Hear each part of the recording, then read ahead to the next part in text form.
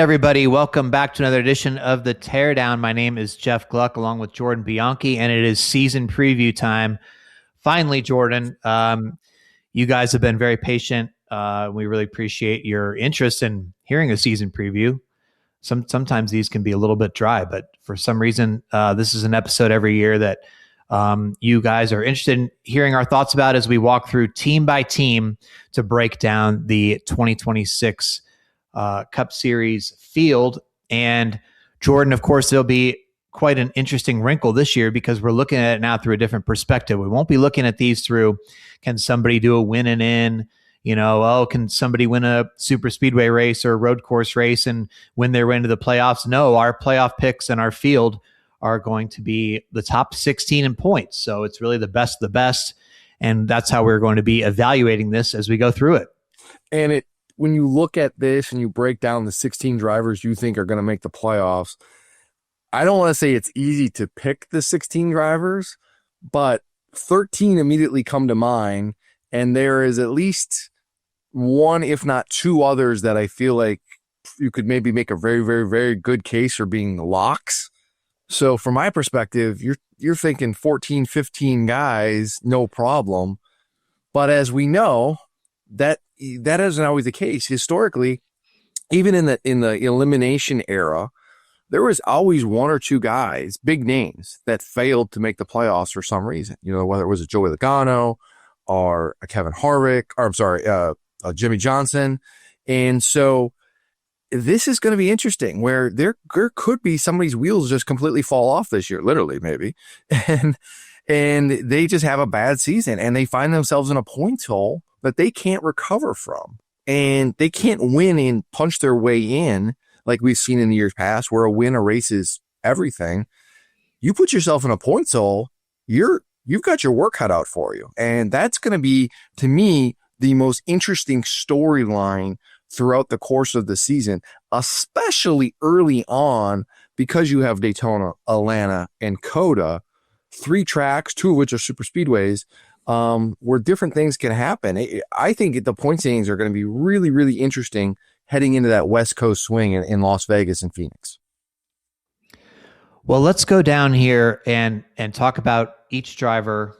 Now, Jordan, this is also a big year in terms of silly season coming up. And so I think that's going to be something that could play a factor in what we hear about with these drivers, right? Like if their future is uncertain, there's a lot of doubt hanging over them. Maybe that changes things. So you are the silly season expert. And so I will have you flag it if it's somebody who might be on an expiring deal or we might be hearing about that. So obviously we'll start at the top here in terms of last year's point standings with Hendrick Motorsports. Now, if there's any team that is really set up super well to be to take advantage of this chase format, you would think it would be Hendrick because maybe some people are saying, well, wait, I don't know, Alex Bowman, I don't know. Oh yeah. Hey, folks, Alex Bowman was 13th in season-long points last year. So if you look at the overall points, you might say, well, he didn't win. He wasn't up there. He's absolutely good enough to make the chase and compete in the chase. So they have consistent drivers like Chase Elliott, who he should be really good in this format. He was 5th in overall season. Yep. Obviously, Kyle Larson won the championship last year, but he was also 1st in full season points as William Byron was going to be, but then, had his difficulties in the end, and fell back to 3rd. And then Chase Elliott, again, I mean, he was 8th in the championship and missed it, but he was higher in the full season standing. So, I think they're all those drivers. I mean, Larson, Byron, Elliott, certainly 3 championship contenders right there. And that's, look, there's different people on Larson was talking about, there's different people on his team this year. They've got some personnel changes. Bowman's, I think his whole team, except for his crew chief, pretty much changed. The road crew is very different on that team this year. But overall, I think Hendrick is well positioned to have a big year. They are tailor made for this. And I was talking to a former Hendrick crew chief last summer about this. And I said, as these changes are to the chase or to the playoffs are likely to happen. He's like, listen, no team is better prepared and no team knows how to win a championship in that kind of format than Hendrick Motorsports. They will top 10 you to death. They will tailor made what they need to do. They have no issue going just for top 10s. They are ingrained to just like max. If we have an 8th place car, we're going to finish 8th. We're going to finish no worse than 8th.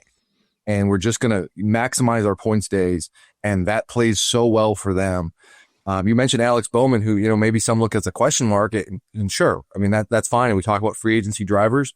He is certainly on that list. And what happens with that 48 seat for 2027 is going to be a very fascinating follow this year.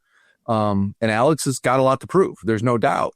But Alex is also showing he can legit run with the top guys. This is a guy who's won 4 races in a year. This is a guy who, remember that a couple years ago, Jeff, he had before that back injury, he had the best average finish through, I think, 7, 8, 9 races to start the year. And he was leading the point standings before he got dinged with a penalty, a points penalty, which was not his own doing. So when they're on, they're on. And so even Hendrick's, quote unquote, weakest team is still very, very good. And there is no reason why the 48 team shouldn't easily make the playoffs this year. Yeah, I think they will. And I think that obviously you and I both have all 4 of those drivers among our playoff field. So there's a quarter of it right there, by the way. Exactly. And I want to talk to you about Kyle Larson. And to me, he's actually the most interesting driver and team for this format. And I wanted to hear your thoughts on this. Like you hear the number of him saying, like listen, the old format, he would have won the championship last year under the full season, right? And that's indicative of what this team capable of. I am curious on how they adjust, though, because Larson is a go for broke driver. He's aggressive at times, sometimes to a fault. I'm wondering how, if he adjusts that a little bit and scales that back, if that comes to bite him a little bit sometimes. But I will say that Cliff Daniels to me is like one of the best crew chiefs for this format. Like, he is so good. That team is so good. Think about the days when they have problems. They go and thrash on that car in the garage. Think about Darlington last year, and like they will thrash on that car just to go out and get like a point or two. And that to me is the mindset you need for this new format. And I think that is a plus for them. But I'm curious to hear from you, Jeff, and how you think Kyle Larson adapts to this. Yeah, I asked him about it directly. I said, do you think this will change the way you race? I mean, you at times go for those chances when you're already locked in and you do things to go for the wins. He said he didn't think so. I mean, he said he hadn't looked at how the points would all shake out, but he didn't think so. And then, I went back and looked at it, and yes, this doesn't indicate the total number of crashes he was involved in by any stretch, because, you had moments where, for instance, they went back to the garage, I think twice. And after he was in incidents and came back out and got the fastest lap and stuff. But in terms of crash related DNFs last year, Kyle Larson only had 1. It was at the Coke 600 on that failed that was a tough weekend. Memorial Day stuff. And he was doing really well. He had a fast car and overdid it and crashed. But, and obviously, like, DBC calls him hung money because he steps on it. But it's, I don't know that that's actually, the stats actually say that as much as the perception is. I think he's again, he was first overall in points for full season points last year. So it's not like he won the championship and, he would have been 8th otherwise. I mean, he's up there, right? So I think that he is the type of driver, Cliff Daniels obviously comes from the Chad Knaus school. And I think that's the kind of team that can, I think I'm going to pick him to win the championship. It's probably going to be him or Byron. We'll find out at the end of this episode. I'm on the fence. They're 2 of my 3 guys I think are going to win the championship. I'm giving myself to the end of this episode to pick my champion. Let's talk about William Byron, because you and I briefly talked about William Byron on one of our car trips somewhere recently. I think it was maybe North Wilkesboro, and you were kind of talking about, well, does this format favor William Byron, how are they going to adjust? And I was like, okay, it's fair. But I think what people don't realize is that there's this perception about maybe the 24 team of like how they're very streaky and they kind of ebb and flow a little bit. That's a thing of the past. That is very much a thing of the past. When you look at the numbers and you dive into it, in 2023, Byron had the best average finish that year. He won the regular season points title last year. Through the regular season, he was no lower than second in the point standings. So to me, this is a team that is showing now they have a body of work where they consistently show that they run up front consistently and they know how to string together good to great finishes nearly every single week. I think this is going to be a really good year for William Byron and the 24 team to really kind of come into his own even more. I know that seems weird about a guy who's been in the championship a few times now and has won the Daytona 500, but I still often feel like he's overlooked a little bit. We talked a lot about some other drivers. I feel like this year is where it's going to be like, it's William Byron is really firmly going to be in that class. Yeah. He did go 2 months last year, 2 straight months, eight races in a row without a top 5 finish. And during that stretch, only had even a couple top 10s, both at road courses in the summer. And I get there was some bad luck involved in that, but it was still like, you say not streaky, but there was times when their results weren't getting the results in terms of how fast they were running. And that can be a problem in this format, right? Like that adds up. You can't overcome that as easily. So, and then remember when the playoffs started last year, they're at Darlington and they're like, man, it's going to be a short playoff run if we're running like this. So we were running like total crap. And then they were able to find their footing and regain, enough ground to make the championship 4. But I don't know. I think they do. Their results at least are up and down. And I think I'm talking myself more into Larson because I haven't seen that season-long consistency yet from the 24. And I think they could absolutely do it. This could be the year, but I'm still waiting to see it. The other one in the group quickly, Chase Elliott. I just feel, this is a team who, yes, they don't win a lot. They don't lead maybe a lot of laps like maybe we think they should and that kind of thing. But what they do, Jeff, is they finish in the top 10 on a regular basis. Elliott is amongst, if not leading the series in average finish on nearly yearly basis. This format is going to really allow him to just showcase what he does so well.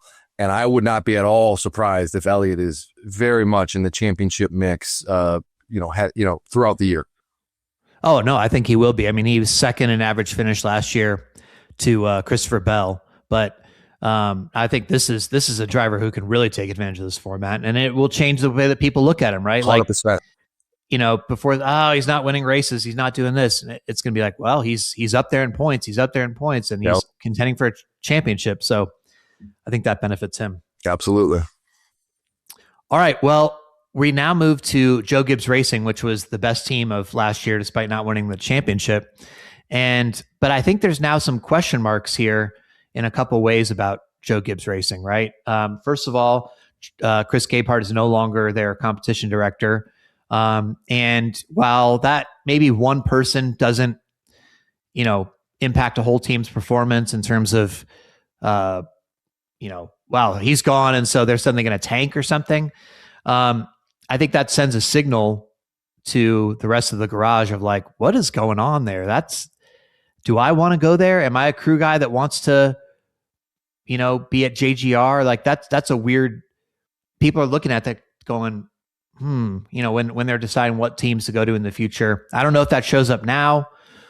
I don't know if that's down the road, but that's something that gets people's attention, right? Because he's one of the smartest people in the garage and he's no longer there. So, and then in addition to that, you've got Denny Hamlin, who had he just left off, go back to early November and you would have said, well, going into next season, if you had to guess now who's going to win the title, let's say they're going to do a chase format, who's going to win it? I think you'd say, well, Denny, there's going to be a great case for Denny. But, with the heartbreak that he had at the end of last season, the tragedy he had in the off season with his parents, you're like, he's at Bowman Gray this last week and he's saying, I wish I had a few more months. It didn't seem like, is he his heart going to be in it? It didn't seem like he's saying that yet. He's saying, hey, give me a little bit more time. I'll buy Daytona. I will be back full force. But he only spent one day in the shop the whole off season. He's been trying to disconnect, and then he reveals that his shoulder has been hurt. Is tore a partially torn muscle in his shoulder. That's something that really, really bothered him in 2024. Remember instances like Homestead when he crashed. We thought, is maybe something to do with his shoulder. I think there was at the time he might have said that. So he said, look, it's not totally torn right now. Or it's parts are hanging on. But by the end of the season, 38 races, we don't know what that's going to do. He's putting off surgery, which would have him out for 3 to 4 months, he said. So, you look at him and you're like, man, Denny Hamlin should be one of the top guys, but you're also like, I don't know. I mean, what is this going to do? There's some unknowns with him. So, I just, there's a little bit of hesitation there to wonder about JGR as a whole, I think. You're 100% right. And let's kind of take these point by point on what you said. Chris Gabehart, huge loss.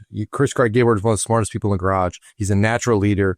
He did a really, really good job of reshaping that 11 team when he was the crew chief there. And then last year, helping the organization kind of get on the same level across the board. And it's not just losing Gabehart. There's been other personnel losses behind the scenes at JGR. There are a lot of questions about the organization in terms of its direction and some things happening behind the scenes right now. So huge loss there. A lot of questions on there. You talk about Denny Hamlin. I agree with everything you said. The shoulder injury, had this been the old playoff format, you could easily take off 3-4 months, right? And say, hey, I'm going to go have shoulder surgery. I'm going to come back in the spring sometime. And if I can win a race or two, I'm going to be playoff bound and that's fine, whatever. That's not the case. And the other thing to note in this format, both during the regular season and the playoffs, does not afford drivers to take time off. Missing a week is going to be a huge setback. It is going to be really, really hard to overcome that. And so if there's a bad crash or there's an injury or something like that, whether it's Hamlin or anybody else, that's going to have an impact in that decision-making of how you may have to gut this out. And I will say this about Denny Hamlin. He probably doesn't get enough credit for this. Incredibly tough driver, incredibly mentally tough driver. Throughout his career has shown instances where he's been able to push aside things and overcome that. Let's not forget 2009 had knee injury, won at Martinsville despite needing knee surgery and everything. So he has been able to have these moments, but still it's a question mark. Want to touch on I want to touch on Chase Briscoe here. Chase Briscoe was a breakout last year, had a huge year, a lot of questions about whether he could fill that seat in the 19 team. 100%. A+ across the board, did a phenomenal job, really asserted himself. He proved it in a prove it year. But here's the question though. Can he do it again? Because that's what separates very good drivers from great drivers, is the year to year winning multiple races and being a factor. This is the first time where Briscoe is going to have to go do that. I think he will. I think he's a sleeper pick for the championship, by the way. I think you would probably agree with that because he's so good at all these different types of racetracks. I think he's going to have a great year, but I think it's also fair to say he's going to have to do it again just to kind of reaffirm that, because we've seen drivers have great years and then the next year fall off. So that's going to be something there. We'll see how that goes. Sorry, one other point on Denny Hamlin here. We need to mention this. I hate to say this, but you also got to look at his age, Jeff. 45. This is the age. We've seen it with so many drivers. You get to this point in your career, this age, your performance can fall off a cliff like that. And it's not a matter of lack of preparation or putting the time in or anything like that. It's just the way it goes. And there's nothing you can do to fight father time sometimes. That's something we need to see. Denny's very, very good. He works hard behind the scenes. He does all of the things he needs to do, but sometimes it just doesn't matter. And age catches up with you. And that's something to watch this year. Want to have the Ty Gibbs conversation now? Or I suppose, how do we feel about Ty Gibbs this year? Listen, I mean, Ty Gibbs last year had a horrible start to the year. I mean, the first half, it was miserable, right? When you look at the overall points, the total points, again, what would be the season-long standings, he was 15th. So by the end of the year, when he was in the 30s and all that stuff and struggling, and it's like, man, what's wrong with Ty Gibbs, all that stuff. And obviously, he's trying to make he was in a position where he had to win his way in, but 15th in points. I mean, that's he came all the way back. So to me, he's absolutely going to make it. I don't see how he misses the playoffs. I don't think he'll have as bad of luck and everything going wrong to start the season as he did. He's a good driver. He's in one of the best teams. To me, he's in the playoffs. I agree, but I think there's question marks. There are times last year when he looked great, right? He runs off a second at Chicago, 7th at Sonoma, top 5 at Dover. It was going toe to toe with SVG in Mexico City before the pit strategy, went sideways. There are moments where he and that team look like they're about to just pop off and win, a bunch of races. There are other times too, they just disappear. And we talk about the loss of Chris Gabehart. A lot of Ty's turnaround from last year can be attributed to Gabehart coming over there and kind of being the strategist, if you will, on Sundays. But it wasn't just what he did on Sundays. It was working with Ty behind the scenes and kind of helping him refocus mentally. And that was one of the issues that Ty needed to work on, was how do you, when you're faced with adversity, you've got to fight your way through it. You've got to fight your way through it. And that was something that Gabehart really worked with him on.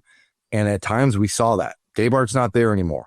There's still there's still a lot of capable people on that team and that organization. But if we're talking about a name from a big team that's going to miss the playoffs, he has to be it, because he could find himself in a points hole again. And, it's great that you call your way back and everything, but into 15th, but you just can't do that again. You can't expect to do that. We need to see big things out of him this year. And how does he handle the pressure of the question of when are you going to win a race? Because that still hasn't happened. Yeah, I just think that JGR as a whole, I mean, we talk about the big three, obviously, but a lot of times it's Hendrick and Gibbs who are really, even maybe another notch ahead of Penske, although Blaney runs really well at times. But, I just don't see a Gibbs car missing. They got too much speed. So unless the organization goes through sort of a downturn, which again is possible, it doesn't take much. No, but it happens. And I agree with you. On paper, there's every reason to think they're all going to make the pass, and they should. That's the bare minimum expectation. But you would have said the same thing about Eric Jones in 2020. When he coming off a Southern 500 victory the year before, it's like, okay, this kid is ready to burst through, and he didn't. He missed the playoffs. It can happen, and I think that is if it's going to happen, I think it's the 54 car that is the likeliest candidate for that to happen. Well, we haven't touched on Christopher Bell yet. Christopher Bell, he was going to be my championship pick, and then as I laid out, I just don't know what the kind of impact the Gabehart departure has. I don't want to overstate that and make too much out of it, but that's like in this climate of the next gen car, where just the tiniest little advantage can make a difference between first and 10th, really. And everybody is so close with these margins. I don't know, that's a tough one, but look, Bell, again, he led the series by far in average finish last year with 11.2. When I mentioned Elliott was second, he was 12.6. So 1.4 positions better than the next closest guy. He tied with Kyle Larson for the most top tens in the series. And he was second in the season long points. So, and also, by the way, a guy on the playoff committee who was really going to be excited about going back to the chase and really going to feel like, hey, I've had two of the best playoff 10 weeks in recent years, and I have nothing to show for it. But I know how to string 10 races together in a really good way that would win a championship in many years. So I think that absolutely could benefit him. I agree with you. Briscoe. What is is Briscoe racing for his job still? I can't confidently say. I believe he's either a free agent or there's an option in his contract. So I'm not 100% sure when I say that. I just want to make that very clear, but I don't know for sure, but I think it's also fair to say, like, he's not, if he has kind of earned his stripes there now, and it feels like he's in a really good spot. And if they announced that there was an extension at some point this year, I don't think anybody would surprise. He certainly deserves it. Yeah. I mean, if you go back to a year ago and you're like, man, I think Chase Briscoe's pretty good, but I guess we're about to find out.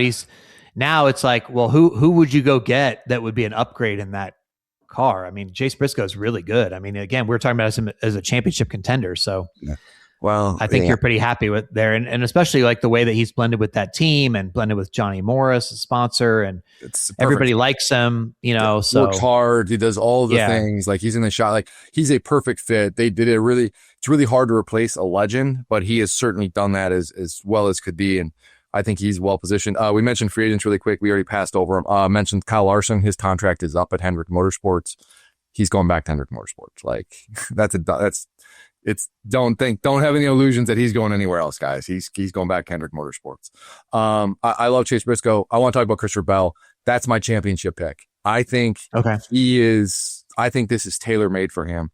8 top 10s last year in the playoffs out of 10 races. He consistently brings it. He's won on short tracks. He can win on intermediate tracks, super speedways, road courses, by the way. It doesn't matter. And we talk about the loss of Chris Gabehart and what that can mean. 100%. Absolutely. But Adam Stevens is maybe the best crew chief in the garage. Perpetually overlooked. But this is a guy who's won 2 championships with Kyle Busch. He knows how to adapt, and if anybody can overcome and help JGR overcome that loss, it's Adam Stevens. This team is so good every single week. Even when they're not on their game, they figure it out and they grind it out. That, again, is going to be a characteristic of who wins this championship and who has success. They don't go into slumps for long. They really don't. They have speed on a regular basis. Bell is as talented as it gets. I think he is the championship favorite, and I think he is going to show come the playoffs. He's going to blow everybody's doors off and just top 10 everybody to death. He's going to win races. He's going to finish in the top 5 on a regular basis. And on days when they maybe don't have it, they're still going to find a way to get top 10 finishes. I think he wins the championship this year. Yeah, I have no doubt in what you're saying there and in his ability. But again, I'm just like, some stuff as a race car driver is out of your control. And if your organization even is a slight step off from where you were, you're not talking about a championship. So we'll see. So on to Team Penske. Jordan, this is a tricky one. Tricky. We were aligned that our first 8 drivers, which is half the playoff field or the chase field, is already taken up now. And we had talked numerous times about how, well, it's really 11 spots that are taken up because all 3 Penske drivers are in as well. I'm going to throw you for a loop here, and I'm going to backtrack and say that Austin Cindric, actually, I'm not going to have him in my field. Austin Cindric, when I was looking at everything, he was 15th in points at the end of the regular season last year before the reset, which obviously it would have gotten him in. But after that, the last 10 races, he faded and ends up finishing 20th in full season points. That's behind Keselowski, Busch, McDowell, Hocevar. And that is a little bit alarming to me in terms of like when I'm like, hey, I'm looking for people that I'm like, this is going to be a lock for the top 16 here. Look, he can absolutely go rack up tons of points on super speedways, which he's going to have a great chance to do. But you can also look at that and go, man, he could wreck. Anybody can wreck on super speedways. And so he could be in a points hole that he could be unable to dig out of. And Penske, we've seen Penske at times just not look quite as strong. Blaney seems to be the one guy that, he just seems to rise up. He was 4th in season long points last year. And Joey Logano, by the way, actually had a better overall season, I think, last year in terms of his consistency than the year he won the championship. He was 9th in overall points last year. But I don't know, Cindric to me, like I think he's a really good driver. I think he's going to be in the mix to make the chase. Mm-hmm. But I could see him, kind of barely missing or not quite making it. So I don't have him in my playoff field, but I do have Blaney and Logano. Do you want to hear an alarming stat about Austin Cindric that reinforces what you're saying? Sure. How many times last year did he finish 25th or worse? Are you guessing? I don't know. 15. Really? Wow. 15 out of 36 races, he finished 25th or worse. That is a ungodly huge number. And it explains why his average finish was 20.6 last year. That's not good. And I agree with you in the fact of, you're putting together your list. I gave him the benefit of the doubt because, he does run consistently for the most part, enough to finish in that top 16 threshold. You look at last year's point standings and he does that. He's done that fairly consistently throughout his career, but it's just still, there's something missing there where they're not on that same level as the 22 or the 12. The number of bad finishes is really scary. They're going to have to up their game because there are drivers outside of that, what we're calling the big three who I think are really going to benefit with this system, AKA Chris Buescher, for example, right? Tyler Reddick, Bubba Wallace. So yeah, when I put together my list and I ordered him, he was 15th. And so he couple bad races and somebody else, below that grouping kind of heats up a little bit. Yeah, I think it's going to be a fight for him to get into the playoffs, and they're going to have to figure out how to get in the same realm of competitiveness consistently as his teammates and avoid those bad finishes. Yeah, I have Racing Reference pulled up here, and he had 5 top 10 finishes last year, which is the same as Austin Dillon, Todd Gilliland, Eric Jones, Zane Smith. It's fewer top 10s. Did I say top 5s or top 10s? No, you said top 10s. They only had 2 top 5s, by the way, which is scary. Yeah. Daniel Suarez, AJ Allmendinger, Cole Custer are among the people that had more top 10 finishes. Yeah, top 10. Yeah. And so, yeah, I'm just looking at this as like, his average finish was lower than Todd Gilliland and Austin Dillon, and both Legacy Motor Club drivers. So, again, it's tough to make these calls because I think he could probably make it, right? Mm-hmm. And again, at the end of the regular season last year, he was in the top 16 in points. But I don't know. The more I look at it, and it's tough to leave some of these other guys out. So, Blaney, do you think Blaney championship contender or not quite? I do. I think this format is really, really good for him. This is a team that is just week in and week out. Doesn't matter the track. They just bring it. And there is no style of track, maybe road courses a little bit, where they are off. They, for whatever reason, that Penske has not consistently had speed like the Gibbs and the Hendrick cars. But Blaney's been the exception, and I don't think that is I think that's gonna continue. And I know we shouldn't use the Clash as a barometer because it's an exhibition race and it's all of these things, right?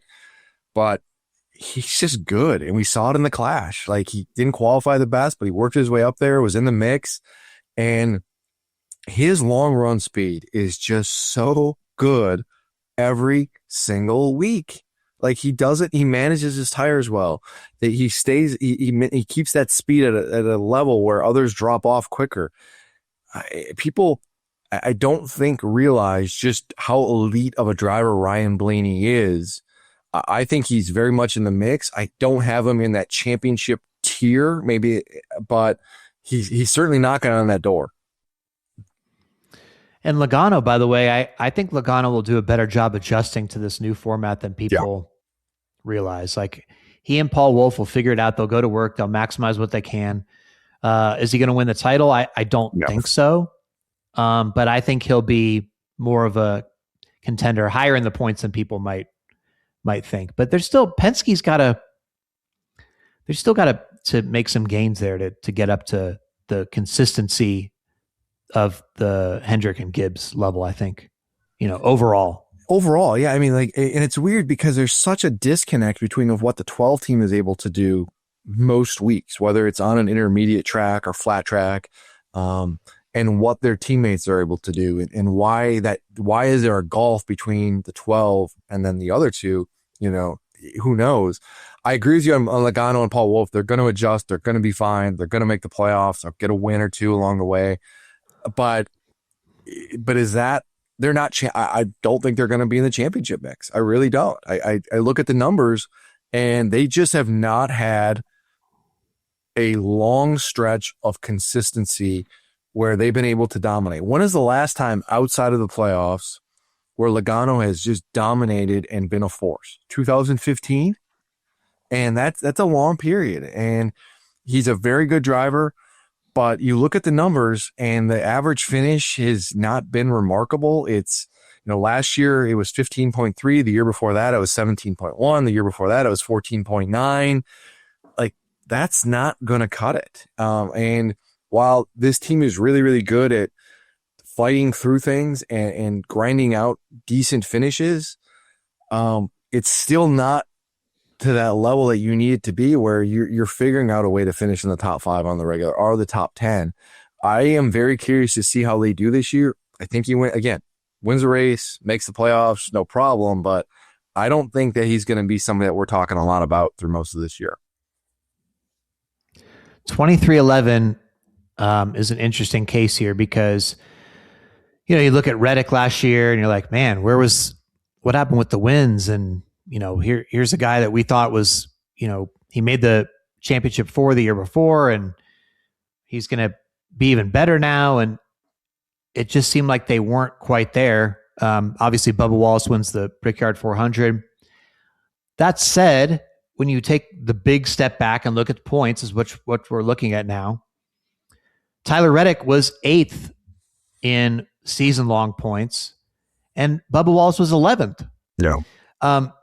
In fact, as much as made about, Bubba Wallace won his way in with the Brickyard and all that stuff, even at the end of the regular season, let's say, take winning in aside, he was 11th in points also at the end of the regular season. So, when you're like, man, we're looking at playoff picks or chase picks and who is going to make it, Bubba Wallace should be solidly in there, and Reddick definitely should be.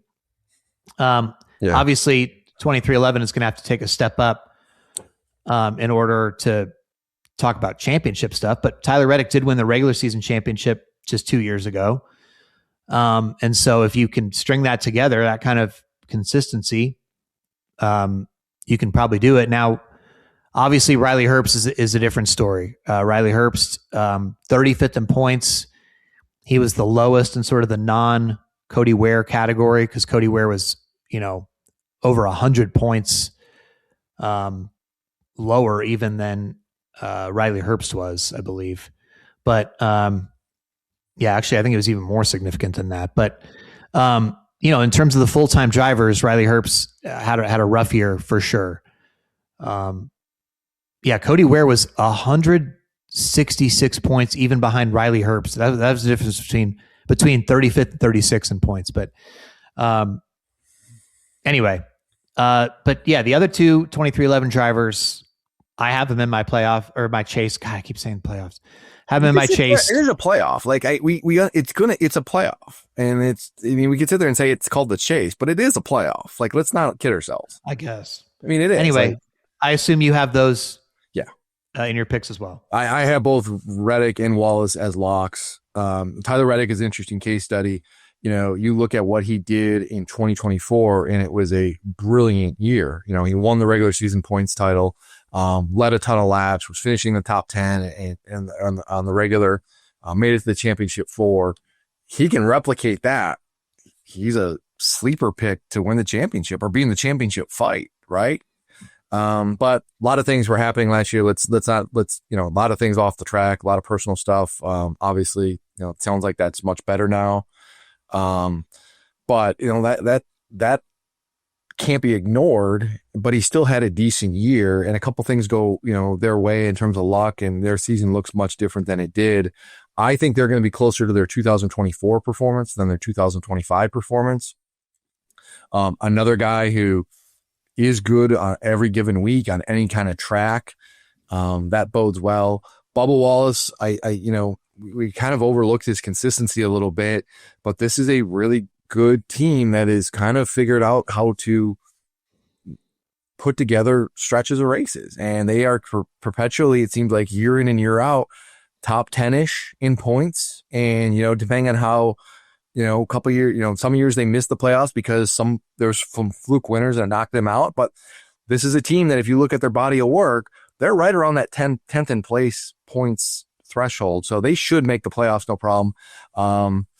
Another year of experience. The big thing with Bubba Wallace is 9 DNFs last year. That's got to change. Yes, I was going to say that. You cannot have 9 DNFs again.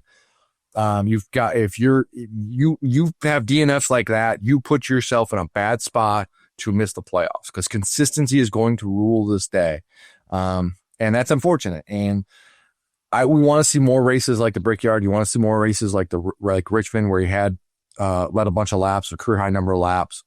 This team is capable. They could surprise people this year, but I do think at the end of the day, they make the playoffs easily, and it's going to be interesting to see what 2311 overall has in terms of speed. If they get a little bit of more improvement out of their race cars, I think Reddick and Wallace are certainly in the mix. Riley Herbst. Riley Herbst. There's work to do there. I mean, when your teammates is running as well as Wallace and Reddick are, you can't be buried in points like you are. Second full season in the Cup Series. Okay, now let's put last year to bed and move forward. A lot of pressure on him.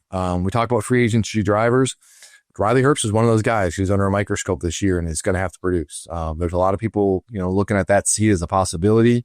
Let's not forget 2311's got Corey Heim sitting on its bench, and what they're going to do with Corey. That could be a possibility. And so that's something to do.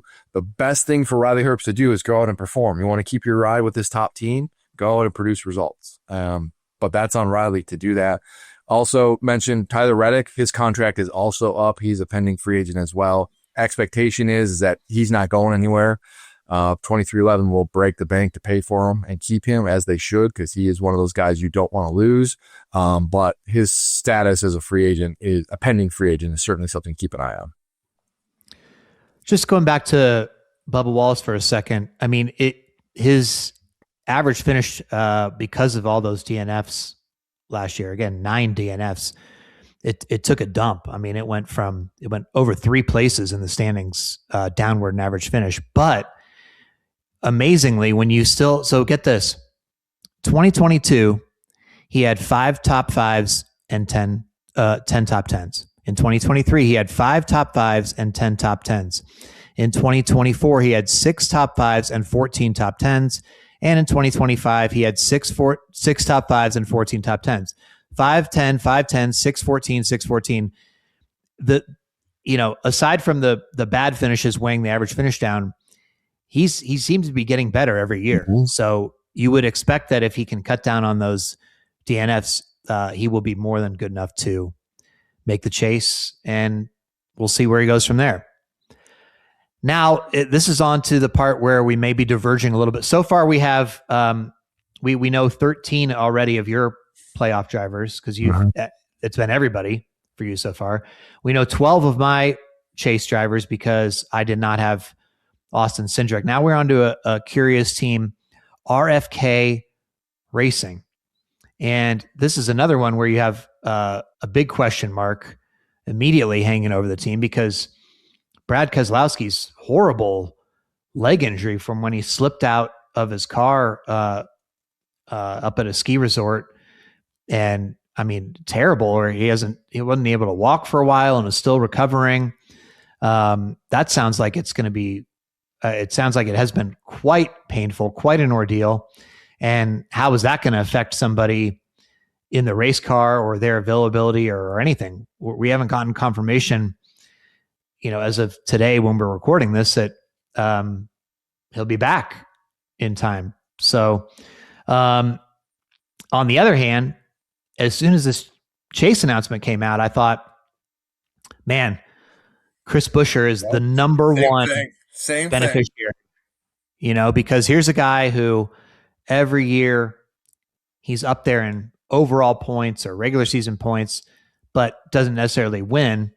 So, I mean, again, you look at if this had been the regular season cutoff last year, this is not win and in, but just points overall for the regular season last year, he's 10th. He finishes the first 26 races 10th in the points.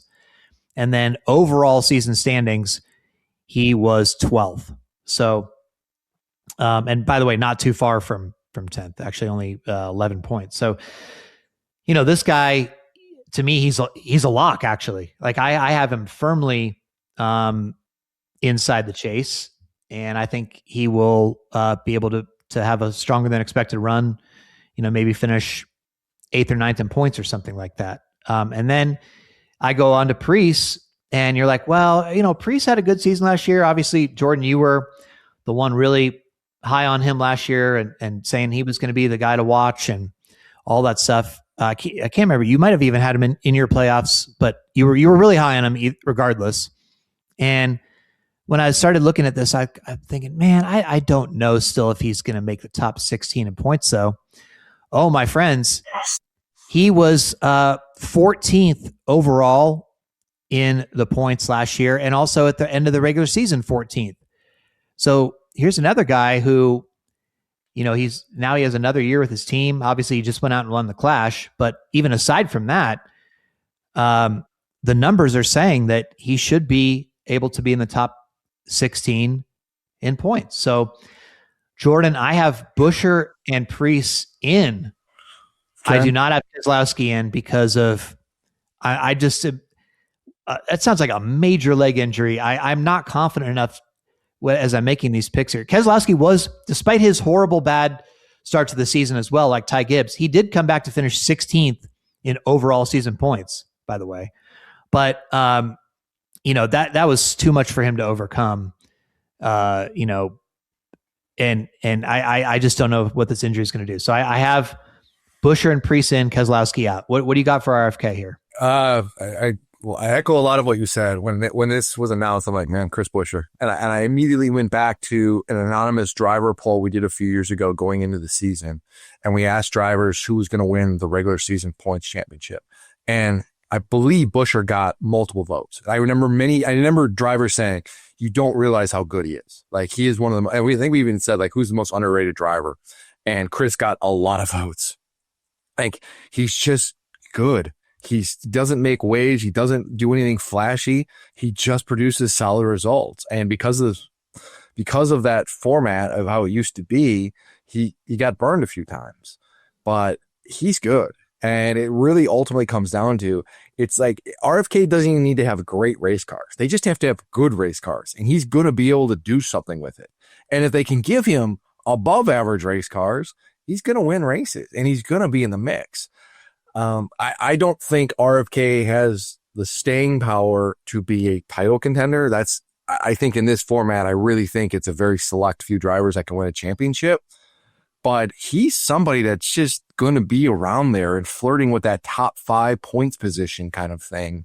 I really like him a lot. I think this is just such a good format for him. I echo your thoughts on Brad Keselowski. The leg injury is certainly the unknown on this. He is expected to be back for the Daytona 500. The likelihood is that he is, but still, how do you manage that? Let's not forget, Daytona and Atlanta start the first 2 races of the year. There's a likelihood that 6 cars are going to be in a crash, just because that's super speedway racing. That it's real easy to get, you don't know, right? If you're already dinged up and you're racing hurt, you just don't know. And that's a concern. And as I said, you can't miss a race in this format. You look back to last year, Brad started terribly. He was buried in points. I think he was down to like 33rd at one point for a stretch. Wasn't good. And then they turned around the consistency. And if you look at the numbers over the second half of the year, they were really, really good. But there's just this team is not to the level that they're at. And I hate to keep saying this because it makes me feel old when I say it, but this is an older driver and he's, around that 40, is he 41, I believe, Jeff? And that's a concern. I mean, that's on the wrong side of 40 and driver's performance can go quickly subside. We don't know how that's going to go. And I don't have Brad in my playoffs. I think he starts the year slow because of the injury, defining his way a little bit. And it's going to be really hard to get out of that. And I think that's going to be costly. I went back and forth on Ryan Preece. I had him in my playoffs. I don't have him in my playoffs. If you looked at how I have this mapped, and I didn't want to say this because you're gonna like, oh, you're picking 18 guys for the playoffs, but I wanted to pick 18 guys, but Preece is probably number 17. I could see him being a lot better this year, the second year of that team with the brand new team, him working with Derek Finley. They've got great performance, and let's not forget, by the way, they had 100. They got a second place finish thrown out at Talladega, so they lost that points, and so. You start looking at this a little bit, you're like, man, I don't say they could easily make this, but they could. They are a team that very easily could just be in that 12, 13 point range and no problem. Ryan isn't a driver, by the way, who makes mistakes. He's a really smart driver. He gets out of the car, whatever it has, doesn't put himself in bad positions, doesn't take unnecessary chances. That really bodes well for what this is. I could see him easily making the playoffs. The only reason I don't is because of who I have going into the playoffs instead, who we'll get to. It's not a Ryan Preece thing. And him making the playoffs, I'm probably going to be wrong. I think he makes it, but I could see him making it easily. It simply became a numbers game for me. That's crazy that you were the big Ryan Preece guy last year, and then I have him in my playoffs and you don't when the format changes. But sell high, Jeff. You got to sell that stock high. Brad Kozlowski, answer your question, turns 42 during Daytona Speed Weeks, just in a few days here. So that's, again, like we've seen it fall off, man. Let's go on to the next group here. It is, in order of the points from last year, it would be Trackhouse. Another very interesting team here. And look, for me, he's kind of getting overlooked in a way in some of the preseason hype because everybody's like, man, SVG, I wonder if he'll be able to make it. And what's Connor Zilisch going to do as a rookie? And, but Ross Chastain, I mean, he was 10th in overall season points last year. He was 13th at the end of the regular season, but then he had a great 10 races to increase his standing even further. 10th in the championship out of the 16 drivers. So, I think that's a guy, I can't see him missing the playoffs at all. I think he'll be really good in this format. I have really no concerns that Ross Chastain will be in it. SVG, look, he had a better playoffs than expected, I think. After he made it, people are like, well, it's the ovals. And he was 12th out of the 16 drivers in the championship. So, they go back to the overall points once you're out, right? So he had the 12th most points out of those drivers. So, I mean, he is obviously getting better, but I just don't know if it's going to be enough. I think he'll be in the mix for a chase spot, but man, making that top 16 is really hard. And I think, so at the end of the regular season last year, he was, before the reset, obviously, he was 25th in points. So you're talking a pretty big gain for those first 26 races to be able to make it. And look, it's possible, yeah. If he wins at the road course rate that he had, and you tack on 15 more points for each of those wins, and you give him 60 more points than he had, I think he end up making it by a point or something. It would in the top 16. But again, like it's tough. It's tough. He could be close. And then look, Connor Zilisch, I think, is going to be a star. I'm really high on his talent. His adaptability is unbelievable. The fact that he even made the Clash the other night was amazing. And then, running up there, In even the wet before weather, the wet, even before then, I think he gotten up to 12th. And the guy's going to be great, but just give him some time to figure it out. I think if he even is top 20 in points as a rookie, that's quite a achievement to me. To make the top 16, that's, boy, really start the bandwagon there for his future stardom, because that would be unbelievable. It's not easy to do this, and you would think that there would be weekends where he's off and trying to figure it out. I think he will figure it out, but let's be a little bit more realistic. I think, but I don't know. What are your thoughts? I agree with you both, until it's like he's going to be a superstar. He's going to be NASCAR's next big thing. We get all that. But this is a rookie, and we've seen a lot of rookies come in with a lot of talent in great situations, and they realize that they're swimming with the sharks in the deep end.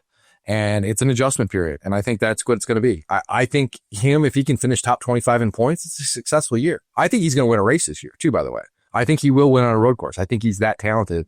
But in terms of points finish and everything, if you can just finish top 25 in points and mix in some top 5s and top 10s and show some consistency as you go along towards the end of the year, I think it's a very, very good year. But let's just, again, he's going to get a lot of hype. He's going to be, people are going to be talking about as the next big thing. He deserves all the praise, but let's not pile on if he starts the year slow or he's making rookie mistakes, because this is just part of this process. And we have seen it with so many young drivers. So just give him some time. I want to talk about SVG, because I want to go back to my last point about Ryan Preece. And this is where I really went back and forth. I think SVG does get in, because I know. And it goes back to this point of what you said, Jeff. More points for winning races. Can we expect that he's going to keep dominating and winning on road courses? Well, you think he's the greatest road course racer of all time in NASCAR, so maybe he does that, right? That's probably unfair to think that he's going to keep winning at this clip, especially, by the way, with Zillage coming in. I think that's going to, but he is really, really good on these road courses. He is going to win road course races, and those bonus points that he's going to get for winning those races is certainly going to go a long way. Now that he has a full year underneath his belt in the Cup Series, racing on ovals, I'm going to give him the benefit of the doubt that his ability is, he's going to be better because of that ability and that experience. And he doesn't need to be brilliant every week, but I think he's going to be just good enough on the ovals that it'll help him raise up the point standings a little bit, where he can overcome that points gap then because of his success on the road courses, because of the wins, and not even just winning. If he can just finish high up there in those road courses, I think he gets in. Do I think he's going to get in comfortably? No. I think it's going to come down to it, Daytona. And I think it's going to probably be as the 16th seed, but I do think he gets in. I also could see him missing it. And I went back and forth between him and Preece again, but ultimately I'm going to give the nod to SVG because he has won the Cup Series multiple times, and I think he figures it out. Ross Chastain, I can't say enough good things about him. He works so hard. He elevated that team last year. We talked about it so many times. Because he took a car that wasn't that fast, didn't have a lot of speed and performance in it, and he made it better than it was. He was grinding out finishes at the beginning of the year, particularly that win at Charlotte in retrospect was really remarkable. To go, head to head with William Byron and beat him in the 600. Trackhouse has not been consistently fast on intermediate racetracks, and really outside of road courses, they've lacked that. But if this team can just find a little bit, Ross is a good enough driver to get this team forward. And he's also not the same driver, by the way, who keeps making mistakes. Remember, so many times in years past, he would, have great race cars, then he'd wreck going for it and being aggressive. He's honed his style. He is really now a driver who gets whatever he can out of that race car and doesn't push it beyond that. I think he gets in comfortably, and I think he's going to be one of those guys we look at the end of the year and go, man, he's 7th, 8th, 9th in points. How the heck did he get there? I think he's going to be just fine. There is a little bit of concern with Trackhouse overall. This team has been a team in transition. They've had some behind-the-scene changes the last 12 to 18 months. You talk to people with that team, and there's a little bit of unknowns, but I think they're going to be okay. I think Ross gets in fine. SVG is going to be on the playoff bubble, and then Connor's Connor. Well, now we're down to. Oh, by the way, if I'm doing the math correctly here, Jordan, you're done. I'm done. Your playoff. Your field is set. My field is set. Wow, interesting. Very interesting. Mm-hmm. Okay. Well, I obviously have one more. Can I be done the rest of the day? Then am I just like peace out? See ya. We'd still like to hear your analysis for the rest of the field. As many drivers as make it, there's still many more to talk about. RCR is next. And, Kyle Busch, when you think, well, what could this format do with him? He's come out recently and said, why do we even go back to this? Which I found a little bit strange because as many races as Kyle Busch seemed to throw away in the regular season last year while going for wins or mistakes, when you look at the regular season points, and this obviously wasn't how you made it last year, when you look at just points, no winning in, Kyle Busch was only 2 points out of the top 16 when the regular season ended last year. And that was, again, with all of those, mishaps and all that stuff. And ultimately, that's where he stayed. He was 17th in regular season, in full season points.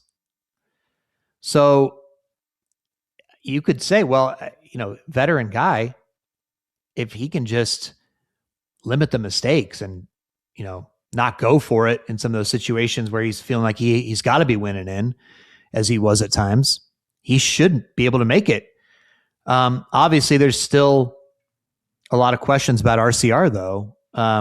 Austin Dillon was able to win Richmond again, this time to have it count in the toward playoff eligibility, and finished 15th in the championship. I think he was 24th in the season-long standings when you look at that, because he was 26th when the regular season ended. But, there's still so many questions about RCR, though, and Kyle Busch, new crew chief situation now. Kyle Busch, I assume, would be a desirable free agent for somebody, and maybe he wants to have a change of scenery as his career is starting to wind down and give it one more shot at getting into better stuff if RCR hasn't gotten there. So I don't know. What do you think about RCR and their chances? Great unknown. Jim Pullman's a new crew chief at Kyle Busch. It's going to be interesting. This new car just does not agree with Kyle Busch. We've heard him talk about it so many times. He has not been able to really kind of get his hands wrapped around it. And this team they're just so inconsistent. There are times you're like, okay, they look like they're kind of coming in now, but they stub their toe a lot. They have had mistakes on pit road. Kyle's made mistakes. They've had strategy calls. They've just had a lot of things. This team has not been in sync. And Kyle's tenure, while it started off really, really strong at RCR with 3 wins, it's getting worse. His average finish went from 13.4 in his first year to 16.9, then to 17.5 last year. His top 5s are going down each and every year from 10 to 5 to 3. Laps led continues to go down every year. It's not working at RCR for Kyle Busch for a lot of reasons. Maybe it's the car, maybe it's the environment. Who knows? It's not working. He's not the same driver. I don't think this team makes the playoffs. I think it's going to be a struggle for them. Yes, Kyle is a veteran driver, and he could use that experience of saying, hey, I don't need to push it. I don't need to do things outside of my comfort zone. We're just going to take this finish. But there was many times last year where he didn't have to push it and he still pushed it. That's just his nature, sometimes. And that can bite you. And this team just needs to race smarter at times. And that has been a struggle. But when you're looking at this, some people are going to have to miss the playoffs. And I think Kyle Busch is it. And to be honest with you, the free agency thing is a big, big unknown, because if this team comes out of the gate slow, what is the question throughout the spring, Jeff, to Kyle every single week? What is your future? Are you going to resign? Are you coming back? We saw what happened in 2022 at Joe Gibbs Racing and how that went throughout the course of the year, right? And that team it did not go well. I just don't think that this is going to be a relationship that ends well. It's just a situation. The performance isn't there. It's hard not to think that Kyle isn't going to look around and say, man, am I better off somewhere else?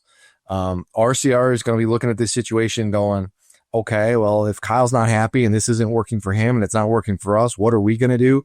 Let's not forget they've got 2 drivers in the Xfinity Series who are kind of chomping at the bit to get in the Cup Series. So they've got in-house options, and they want to keep, a Jesse Love, right? Jesse Love is going to be a very coveted driver by teams in this next free agency cycle.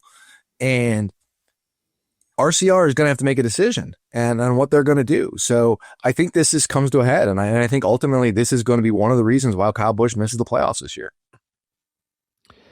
Yeah, I could see it going either way too, but especially if there is a situation too where, we don't know how fast this silly season could go. And if it is a scenario that unfolds where he ends up signing with another team by May or June, RCR historically has not taken kindly to people who have said we're leaving. Yeah. They don't love that. And also I do think there's an element of Kyle Busch where it's like, we make a big deal out of who will be in the chase, but Kyle Busch is one of these people. It's like, I don't want to just make it to make it. Like that was the old Tony Stewart type thing, right? Like if he's going to say, I'm not going to contend for the championship, I'd rather just go to try to win races. That's what matters to me, winning. I want more wins. Yeah. I don't know that just being in the chase field and finishing 15th or 16th in points is satisfactory to Kyle Busch if he doesn't think he's going to have a chance to win it. So I don't know that that's as big of a motivating factor. Obviously he wants to run well as well as he, can, but I don't know. All right. Points wise, now we're down to Josh Berry with the Wood brothers. Now, Josh Berry wins at Vegas last year, and immediately we're all like, man, okay. So yeah, it was, he gets in basically a Penske car. Everybody starts going, it's a Penske car, which it is, right? Like it's made in their shop floor and it's basically the 4th Penske car. And we go, well, we didn't call it that before, but now that he's showing what it can really do, now it's a Penske car. It's like the 4th, they're a 4-car team. He's practically part of the big 3. It's Penske and Wood brothers. Yeah, he's a stepbrother. Stepbrother. But then it really didn't go too well after that. It kind of fell apart. In fact, by the end of the regular season, even though he made the playoffs, obviously with his Vegas win, he was down to 21st in points. And then from what I have here, I believe if you look at the overall season long points, he was 25th. So it really did not end particularly well for Josh Berry, like with the, I don't know, they just sort of faded or something. And his average finish was just only a little bit slightly better than Justin Haley. And yeah, I don't know. It was kind of a weird. So I don't have him in the playoffs. Consistency wise, they're going to have to, make quite an improvement, I would think. Right. I agree with you. 9 DNFs last year for Josh Berry. Big number. That's got to be fixed. Also, here's one for you. 19 times last year, finished 25th or worse. That's not going to get it done. You could sit there and say new crew chief, new driver, new situation, and that's fine. And they kind of sort of figured it out at one point. They got up there around like 17th, 16th in points, and they kind of looked like they were kind of coming there, but they just no prolonged consistency. They had a near win at New Hampshire. Maybe Josh wins that race if he's not racing a teammate. Obviously won at Vegas. I think this is a team that could win a race next year. Like 100%. They showed that they're capable of this in Las Vegas. They almost won in New Hampshire. They've had speed other places. I would not be shocked at all if Josh Berry wins a race next year. But to make the playoffs is the question, and I don't think they make the playoffs because they don't have the consistency. They have got a long way to go on that, and that's the biggest question mark for me is whether this team can figure it out to put together week after week of good finishes. And when you have a bad race, come back the next week and have something to erase that. That is the unknown for this team, and that's why I don't think they make the playoffs. Well, this is a very intriguing team now that we're moving on to, which is Spire Motorsports. Still a team to be seemingly on the rise, lots of momentum. Um, you know, people think that they're really going to be a power player. They just re-signed Carson Hocevar for a long term deal to take him, I guess, well into the next decade. And it's only 2026, so it's a pretty long deal. They're putting their faith in him, and he's banking on them. They're going to be really good for a while. So listen, you've got Michael McDowell over there, who I picked to make the playoffs last year and didn't get it done in his first year. But ultimately, he did finish actually 18th in full season points, with Carson Hocevar 19th in full season points. So there's two guys that, maybe a couple things go a little bit differently, and they're sort of in the mix toward the top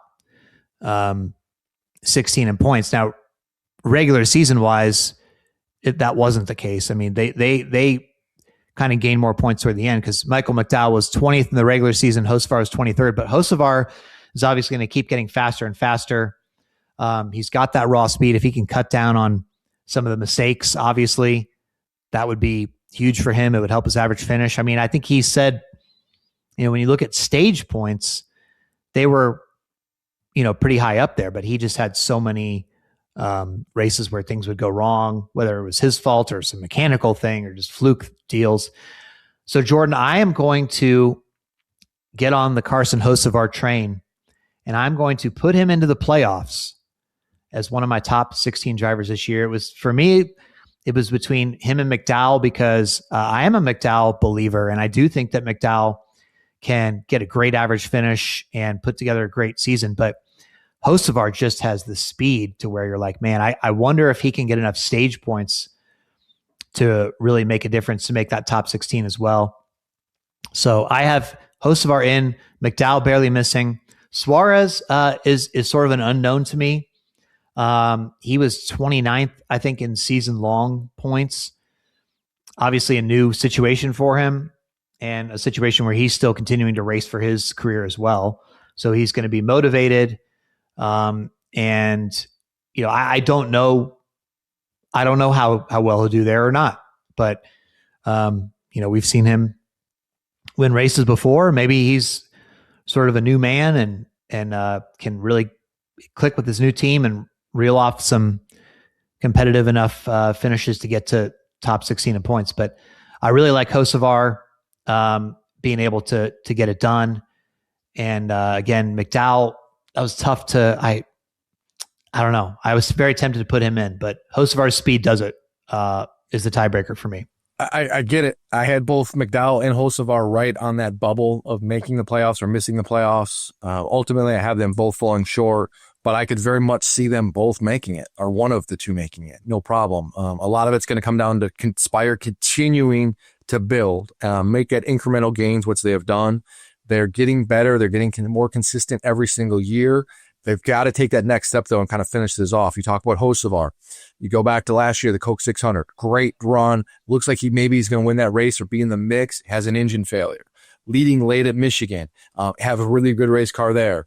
And ends up, running out of fuel. And those kind of things. You've got to finish off those runs. But having intermediate tracks, having speed on intermediate tracks like they do, that is huge for them. And that's not something you see out of a lot of mid-tier teams. Typically they kind of excel in other places, but having that kind of speed, man, that is going to get you a long way. If you have that kind of speed on 1.5 to 2 mile racetracks, that'll carry you far. And Hocevar has gotten better about the mistakes. How many times we talked about earlier in the year last year about, he's doing this or he's doing that. He's got to be smarter. As the year went along, we stopped talking about that more and more. He has gotten headier behind the wheel and kind of picking and choosing his spots a little bit. Again, small sample size. You got to be real careful to take anything from the clash. But that dude was in the mix. That guy was leading laps. Like he was. Yeah, you're watching that race and you're going, wow. Yeah, like this guy's a player. He could be somebody that really surprises people. He's also a driver who I could see winning a race or two this year and missing the playoffs, because that's just the reality. Maybe they don't have the consistency. Still a young driver, still a team that's still kind of figuring out its way. But this is a driver and a team that gets that win or two, but it's just not enough to get in the playoffs. Michael McDowell, veteran team, they do a really, really good job. Ace qualifier. He's become one of the best qualifiers out there on a lot of these tracks. They have got to finish off races, though. You go back to Chicago last year. Great day. They have mechanical failure. There's other instances where they've got good days. Texas last year, going for the win. And it's like they've got to be able to take the speed that they have and get to that finish line. And that's something that they struggle with, either because of mistakes or mechanical failures. You're going to make the playoffs in this format. You can't have that. I could see Michael McDowell making the playoffs and winning a race. I could just see him winning a race and not making the playoffs. And I think it's also fair to note, and we kind of saw Michael's comments about this on social media, there's one less, the Roval's going away. So that's one fewer road course this year for him, which is his bread and butter tracks. Also losing the Chicago Street Course and going to the Oval at the Chicagoland. So like this is kind of an evolving schedule a little bit. And I don't know if that plays to Michael's strengths. And then Suarez, we talked about this on our Clash podcast. He's racing, he's a free agent driver this year. He's racing for his future. This could be his last real bite at the apple. And if he struggles this year, it's going to be really interesting to see what happens with him in his career. He knows that. He understands the situation. This is somebody who's going to be very, very hungry to show people, hey, I deserve a seat with a good team in this series. I'm curious to see what direction that teaming goes this year, because it could go one of two ways, much like Kyle Busch. They start off bad and things are not going well, and the Inspire is not having the performance. There's going to be people circling Suarez going, see, this is what it is. This is what it worked at, Trackhouse, at Joe Gibbs Racing, at SHR. He's been with all these teams and he hasn't been able to consistently perform. And if that happens, Spire is going to be looking at this situation going, who do we put in that 7 car? They've been very upfront about the fact that they have spent a lot of money. They expect performance, and they're going to go big game hunting, I've been told. They're going to look for a top driver to put in that car if there's an opening. And so when you talk about a Reddick and you talk about a Kyle Busch, who we know the ties to Spire, if Daniel Suarez isn't performing, the questions are going to be continued to ask. The pressure is going to be amped up, and that could really send them in a wrong direction. I don't know how it's going to go, but I don't have Suarez in my playoffs. Legacy Motor Club is a very intriguing team. We also talk about a lot. Well, you want to make sure you're running with your teammates, and if one teammate is an outlier, it kind of shows something about the equipment or whatever.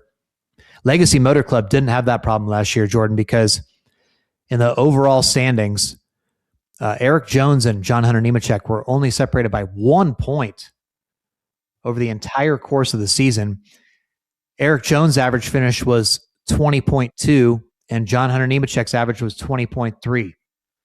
So they were right there with each other, 21st and 22nd, I believe, in season-long points when you take out the win and in guys, is what my calculation says here. So now we know they've continued to hire people over there, and they're trying to make steps to get better. But as far as I know, they have still been of the mindset that they're going it alone in terms of the Toyota camp. They're not in an alliance with the JGR 2311 types. They're trying to figure out everything by themselves. That's a tough order, but again, they're continuing to make hires and stuff like that. Eric Jones is a new crew chief, but they could make gains, but are they going to make enough gains to make the top 16 is the question. I don't see that. But if their organization overall rises up, they both could be in the mix, because they obviously ran very closely together last year. I think LMC is a very interesting team. They made a lot of gains last year, performance-wise. You look at the results and you're like, how much, where they were in 2024 versus 2025. And you're like, okay, maybe. But they really actually made a huge jump last year in performance. And the numbers actually don't bear out how well this team performed. Eric Jones last year had many a race, and same with John Hunter Nemechek, actually, many a race where they ran really, really well, did not get the finishes. For example, at Indianapolis, Eric Jones qualifies third, having a very, very good day. I believe it was a loose wheel on a pit stop, and then it ends up crashing because of that. And, and so there was a lot of instances like that for both those teams last year. This is a team that is still kind of growing. We'll see if they can continue, but if this trajectory continues, and I think it will, I think Eric Jones is flirting with a playoff spot potentially. I don't think he gets in, but I think he's going to be somebody that's going to be in that conversation, 17th, 18th, 19th in points, and comes into Daytona in August and is one of those guys that we're talking about saying, hey, Jones finishes 10th in this race, he's going to make the playoffs. I think he is that kind of driver. He's a good driver. What this organization absolutely needs to do better is qualifying. They are terrible at qualifying. John Hunter Nemechek's average starting position last year was 25th. You can't start races 25th and expect to make this playoff because stage points are so imperative. And if you're starting 25th, you're not going to be getting stage 1 points most week. It's so hard to pass. And Eric Jones's starting position wasn't that much better. He was at 22. Like, you have to qualify better and put yourself in a position to get easy stage points in that first stage. Those are things you're throwing away. And for a team like this, who is not going to have lights out speed every single week, you've got to capitalize on the weeks when you do have it. I think they could surprise people. I think they're going to be in the mix, but to think that they can take that next big step to make the playoffs is probably a little too much for me, but I wouldn't be shocked to see Jones and maybe John Hunter in the conversation for a playoff spot. Kaulig Racing is the next one from last year's points, and I don't know how this is going to go this year for Kaulig Racing because with the Ram deal, they have no longer have their Chevy support with the RCR Alliance and all that. And so AJ Allmendinger, 26th in season-long points, Ty Dillon, 33rd in season-long points. It's an uphill battle. They are going to be going at it alone, essentially, and as far as I understand. And obviously, Dodge is looking at Kaulig as like, okay, we're going to get in there and, maybe sooner than later try to get into the Cup Series with these guys. But for now, this could be a rough go for Kaulig. It's going to be tough to see them be too competitive. I mean, if either of those drivers, even now, neither of them finished in the top 25 in points last year. So now with even less support, how does this go for them?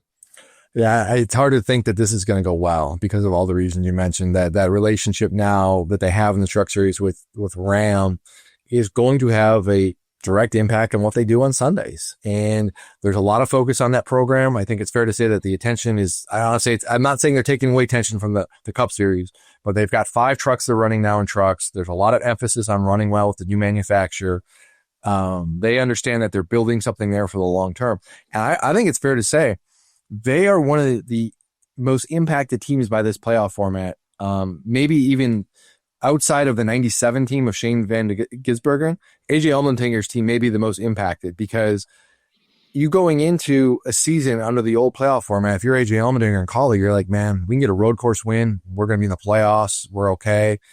And that's not the case right now. Like, you can't win and get in, and it's about consistency. And this team has struggled with consistency. They've got a lot of unknowns. Somebody's going to have to take a step back as we talk about these guys making leap forwards. And I certainly think it's going to be Kaulig. And I think by the end of the year, whether Ram is coming into the Cup Series in 27 or 28, that is going to be the emphasis for Kaulig of getting ready for that. And I think ultimately it's going to hinder what they do on the Cup side. Yeah, that's going to be a tough go. The skies might be a little bit clearer now for Front Row Motorsports, which, like 2311, no longer has the lawsuit hanging over them.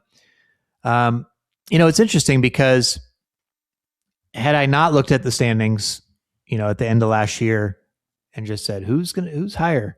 I think I would have said, man, Zane Smith seems to be running pretty well. I bet he's the highest front row guy. It was actually Todd Gilliland, who was one spot ahead of his teammate Zane Smith. And again, as we talked about with Legacy Motor Club, that also was 1 point. 1 point separated them throughout the entire season. So, but 27th to 28th in the standings. And then Noah Gragson was 34th in the standings. A tough year for him.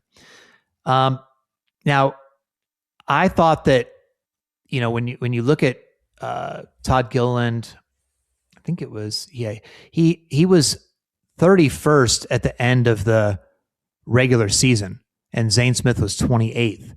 And then Gilliland had a good enough, final 10 weeks to get up there farther. But I think Todd Gilliland, we expect better out of him. We expect him to be in the top 25 in the standings based on, how he can run, I think, right? Like, I don't think that he's, I think he's a really talented guy, and Zane obviously started coming into his own as well. But Todd Gilliland in 2024 was 22nd in the standings.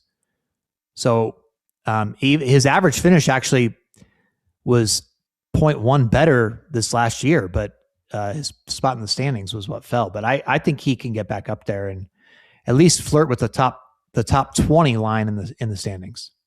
I agree with you on Todd Gilliland. I'm actually throw Zane Smith in there as well. I think both those guys have the potential and to finish around 20th in points. I actually think one of those two drivers, and I'm not sure which one, so I'm going to hedge my bet and say one of the two, Gilliland or Smith, are going to surprise folks this year and are going to finish much higher in the standings than we're projecting, or maybe some people think. They are also an organization that at times last year ran much better than they finished. Like, they weren't able to check all the boxes and get to the result that was indicative of where they ran. They've got to fix that. And it's hard to say, but subconsciously you'd have to think that there was a lot of things going on with the trial last year that impacted Front Row Motorsports. It's a much different realm of organization than 2311. We know the financial disparities between the organizations, and there were some real questions about, if this lawsuit goes one way, what does that future mean for Front Row? Like, how does that not weigh on people, right? And especially when you're not a big organization to begin with. Now that is behind them, I think they're going to be better for that. I think this format is going to be better for them if they can just kind of figure out how to not hurt themselves with making mistakes. If they can consistently just do what they should be doing, I think they're going to be okay. And I do think Gilliland and Smith are in a position to surprise some folks this year. And I would not be surprised that either one of those guys wins a race at some point. Probably maybe at a super speedway, but one of those two guys, they're both very capable of winning races. I'm not sure what to think about Noah Gragson in that team this year. They've got a new crew chief. Grant Hutchins is coming on board. He replaces Duke Blickensturfer, who's kind of moving into a competition director role. Noah at times last year was like, man, they're looking like they've got it figured out, but they had a bad year. They were buried in points. They weren't all that competitive. Noah was 34th in the standings, which is third worst among the 36 charter teams. It was just a bad year for them. I'm really curious to see how this reverses. And this is a team and an organization where if they are performing, you would think that maybe some the future of the driver lineup could be in question a little bit. I will say that with knowing that Zane Smith has signed a multi-year contract, so he's not going anywhere. But Todd and Noah certainly have to keep in mind that, hey, we've got to perform to keep our rides. For Noah, I think everybody would like to see him do better because he's such a great personality. And if he's more relevant, then I think it's good for NASCAR overall. Part of his thing last year, he had eight crash-related DNFs, but also he only finished on the lead lap 16 times, which was actually one fewer than Ty Dillon and Riley Herbst, and is the fewest of anybody outside, again, the non-wear division. So, to me, it's like if he can just, like, you don't have to be like, all right, let's go out and get a lot of top 15s. Like, let's just go like, hey, let's just try to finish on the lead lap a lot more this year. I think he'll go a lot higher in the standings. Because look what he did in Xfinity. I mean, he's a good driver. He's not incapable of performing well. So, I think if you could just get some momentum with him and just, it's like when you put a quarterback in and you're trying to build his confidence, like a young quarterback, and instead of trying to go for these complicated plays to start the game, you're doing screen passes, and short throws, check downs and stuff, right? Like for them, just being like, look, hey man, lead lap finish today. That's what we're going for. Mm-hmm. And like you stack those, then you can, get some momentum, I think. So great point. I'd like to see that from them. We have 3 more teams. Now, Ricky Stenhouse Jr. is, ultimately he was 30th in the season-long points, which is fairly shocking because if you fast forward to, about midway through the season. Once you rewind, not fast forward? Oh, sorry, rewind. Yeah, sorry. I'm it's okay. Scrolling Racing Reference at the same time as speaking, and my brain doesn't work that way sometimes. It's okay. So after they leave the 600, which is halfway through the regular season, Ricky Stenhouse is sitting 13th in the standings. And everybody's talking about, wow, this is amazing. I mean, even if people jump over him and win an in, the fact that he is 13th in points halfway through the regular season for a single car Hayek Motorsports team, super impressive.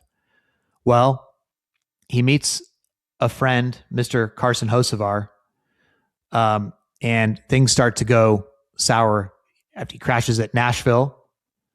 It drops 6 spots immediately in points. They obviously then get into it a couple weeks later, Mexico City. He leaves there 21st in points. A few weeks later, after crashing at Chicago, he's 25th in points. And things just never get better. And he ends up 30th in points. So the question is, with that 47 team, can they seemingly string enough together to be like, all right, look, we can replicate what we did in that first half of the regular season last year and make that a full regular season and try to be in contention here? Or was that just, hey, that was, they're up against too much here with the resources they have and it's not doable? What do you think? No, they're very capable. I'm going to even go back further, Jeff. You talk about 2025. Let's go back to 2023. And that was the year that Ricky Stenhouse Jr. won the Daytona 500. So obviously winning, you're in, we get that. Forget that for a second. Look at what he did in 2023. Look at what that team did. They just did not make mistakes. That was the ethos of that team of like, we are just going to finish races as well as we can. And we are going to take what the race gives us. We're not going to push it. They were 15th, 16th in points for much of the regular season. They fell to 17th after Daytona because they crashed there. But this team, if they can, like, this sounds maybe a little weird, but like if they can stay within themselves and not try to do too much and just focus on what they do best, this team is very capable of just knocking out those 15th place finishes every week and just racking up points, and that can get you into the playoff.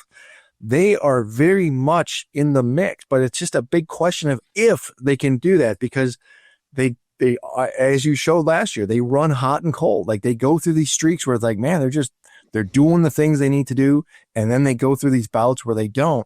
And what can be problematic for this team is when you hit a bad stretch, and every team inevitably is going to have a few races where you don't have those good finishes, is they don't have the speed necessarily to overcome that. And what I mean by that is if you have a bad race, you come back the next week and you're so fast, you're going to finish 3rd or 4th or 5th. And it's like, okay, that's going to help negate what we did the week before. Like it's not that with them. And that's a struggle. One thing to their benefit, the Roval's gone. It's one more oval now. Ricky, we know road courses aren't been his friend. That'll certainly help. Could they be in the mix? Sure. Absolutely. They're 2023 showed that. The first half of last year showed that. But a lot of other organizations, I think, are making bigger gains and bigger strides. And as those teams rise up, somebody's going to kind of have to slide back a little bit. And I think Hayek Motorsports is one of those teams. Yeah, it's a tough. It's just going to be a really tough group of competition. I mean, especially as more people, as you said, try to go, hey, let's look at how we need to race here, and now everybody's going to be racing like that, right? Like it kind of changes the mentality of the field. So. And he qualifies poorly. Like that team does not qualify well. I think they had 27th average starting position last year, thereabouts. Like that's not good. And again, it goes back to what I said. If you're starting poorly, you're going to have a really hard time getting stage points. And that's not a good thing. Yeah. Okay. We're with Cole Custer now with the Haas factory team. He was 32nd in the season-long points last year. Listen, he seemed to get what he could out of those cars because he started an average of 23.6 every week, and he finished an average of 23.6 every week. So his starting average starting position and his average finishing position were exactly the same. And that's not close enough to be in playoff contention because regardless of what you look at for stage points, over the last few years, if you look at about an 18th place average finish, it doesn't guarantee you that you'd be around the top 16. You're in the top 16, but you would be somewhere in the ballpark there if you can average 18th. So, and that, maybe that sounds easier than it is. It's not easy. But obviously if you're going to be, down where they are with, Cole Custer and Ty Dillon and Riley Herbst, Gregson, Cody Ware, they're not close to 18th. So it's going to be tough for them. Despite the switches they've had over there, to make a that big of a gain in performance would be challenging. It's a single car team, and it's really hard for single car teams in this world to have that kind of performance. They made a switch this year in alliances, and manufacturers are no longer a 4 team. They're switching to Chevrolet. They have a new alliance with Hendrick Motorsports. Maybe that helps a little bit, but it's really hard to envision that they're going to be able to do more than anything they did last year. You could say, hey, new first year crew chief last year and Aaron Kramer. Now with some experience underneath his belt and kind of the reorganization that Haas went through last year and, going from 4 cars to 1 car and people in and people out, maybe that is their pathway to having success this year, is that stability. But a single car team in this world is really tough. There's questions about how much commitment that team and an organization really is putting forth to being competitive on a week-to-week basis. It's hard to see how Cole Custer and that team is better than they were last year. And again, I do think Cole, tries to take what he can get out of the car. Yeah. We were just talking about how Noah Gragson only had 16 lead lap finishes. Cole Custer had 23 lead lap finishes. So he's not, trying to throw finish races away. I mean, he's trying to do what he can, but it's a tough hill to climb. And I will say this, I think Cole in the right situation could be a playoff type driver. We've seen flashes from him before. I mean, that Kentucky win, it was impressive as all get up in 2020 as a rookie. Like, if you put him in the right situation, I think he's got the potential to be in the playoff mix, but this is not it. This is a team still very much in transition. They still have a lot of question marks. And while Cole is doing a very good job on the wheel of maybe maximizing that, they still have a ways to go.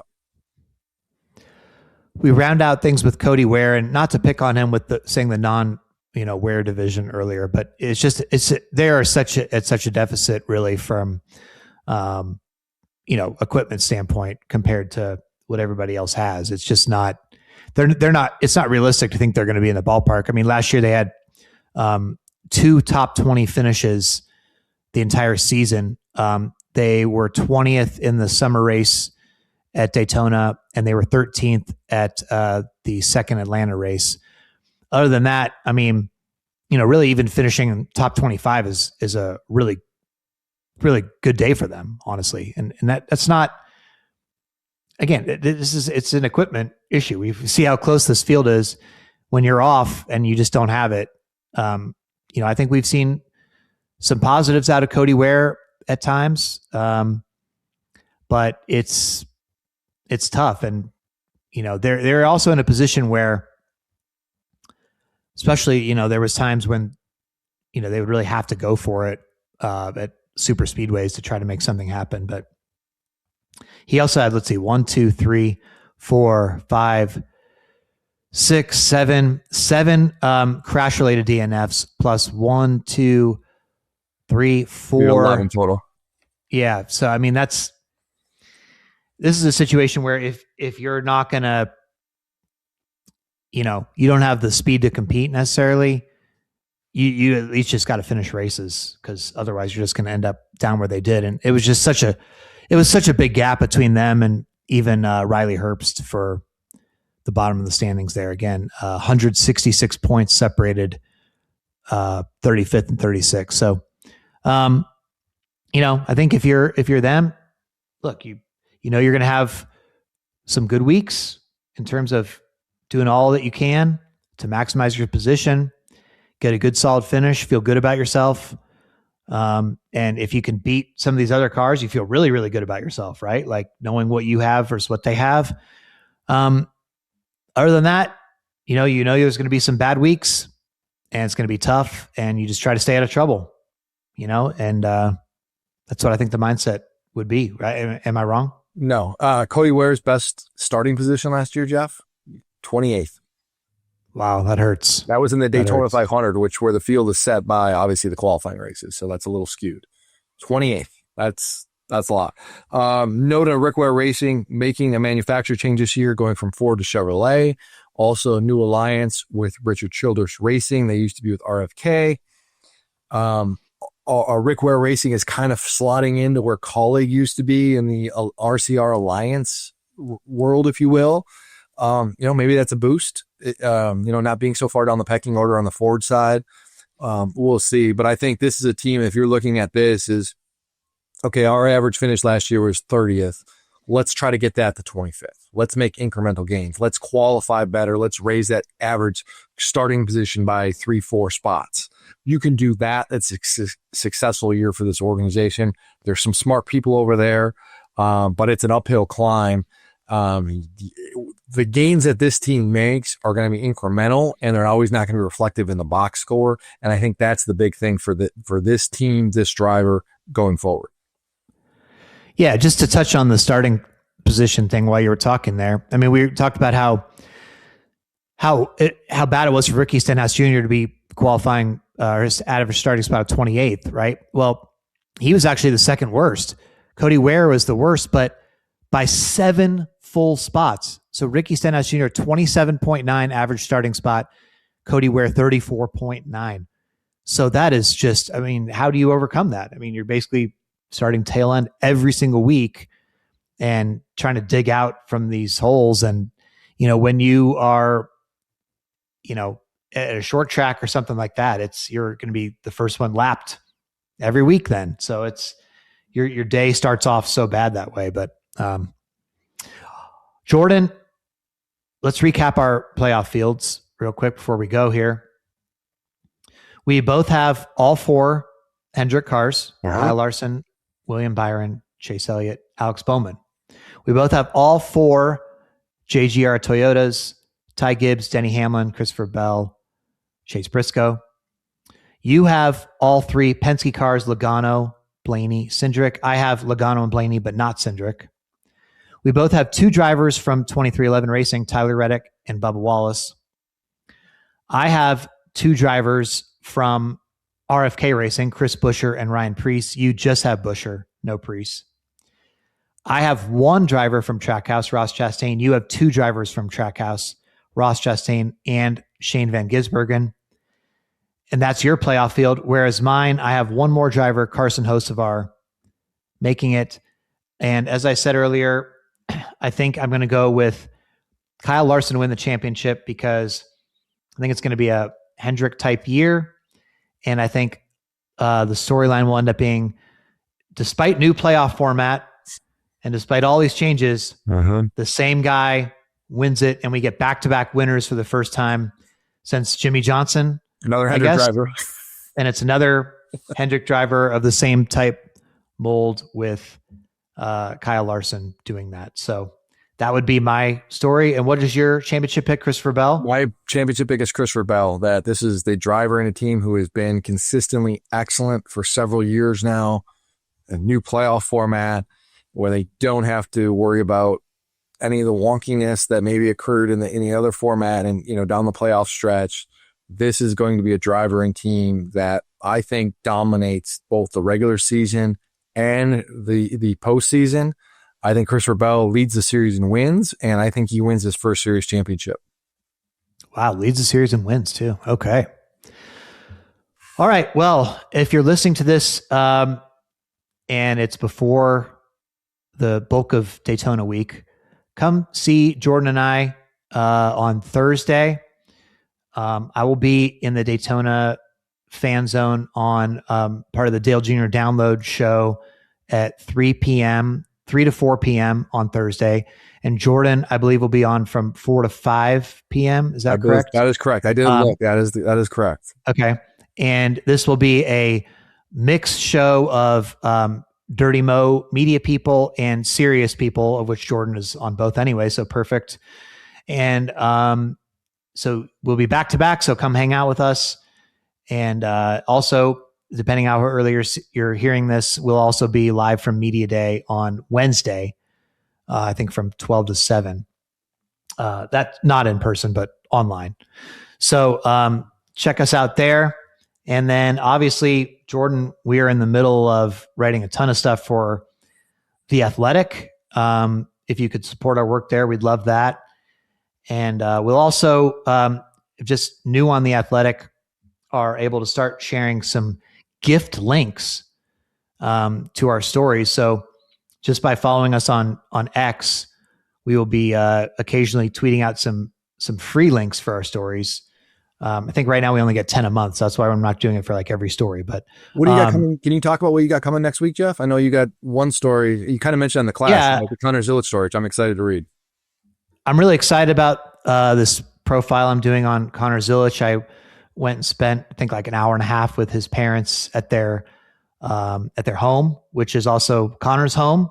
He is a Cup driver who lives at home with his parents. And it's kind of a cool, charming story. I think it's pretty neat. This rising superstar is still going to spend his rookie year having mom cook home cooked meals, and that sounds good. Having his friends over.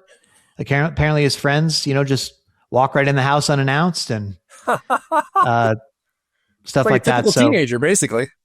Yeah, except he's the next Cup Series star. So it's it'll be a fun story, and got to learn a lot more about Connor. So, and you're doing something on Steve O'Donnell, is that correct? Yeah, I got a profile on Steve O'Donnell and more, but really kind of how OD is kind of leading NASCAR's reset, if you will. Obviously, a lot of changes over the offseason. NASCAR's trying to get back to its roots, and OD is at the center of that. We know some of the personnel changes behind the scenes that have happened at NASCAR.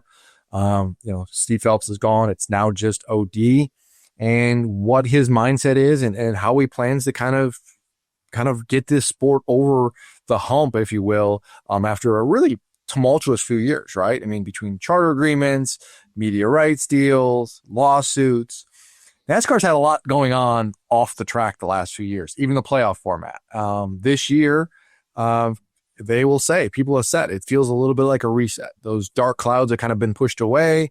We're getting back to our roots. And so what does that mean? And how does OD plan on getting NASCAR there? So spent a lot of time with him, and I'm looking forward to that. And then I got a cool feature on Legacy Motor Club and some hospitality thing they're doing, where basically they brought in a Michelin star chef to make these amazing meals at racetracks. But how they go about doing it is crazy, because when you're cooking meals at Daytona or Talladega, they don't have kitchens and other things that they're able to use. So how do you make these gourmet meals without all of the appliances and tools that you typically would have? And it's a pretty wild story. It's kind of like a cooking competition that LMC did, and I think people are really going to find it kind of charming. Very cool. Well, we'll have a lot more than that as well. Absolutely. And full coverage again right here on the Teardown feed. And so, we'll be back with you. It's all going to happen pretty fast now, Jordan. So season's here. Season's definitely here. I was driving home from the Clash the other day, and I was just like, man, that's one race of 38. This is all right. Here we go. Leaving for Daytona and very soon. All right. Well, thanks to our producer, Bobby Marcos. Thanks for all of you for listening to this long episode. Hopefully you enjoyed the season preview, and we will talk to you again very soon on the Teardown. See you, everybody.